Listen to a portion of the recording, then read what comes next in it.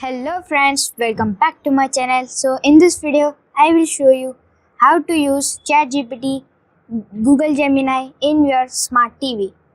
So first thing is you need to download AI Chat. This is an app. Go to the Play Store and download the AI Chat and open it. Here select the AI Chat, for example ChatGPT. Is better to use for mouse for better experience.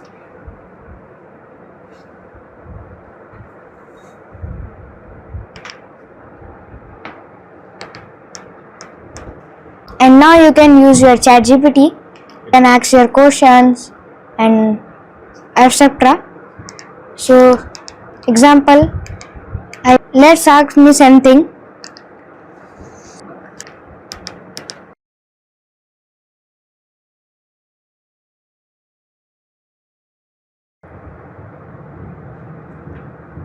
So I have asked my question.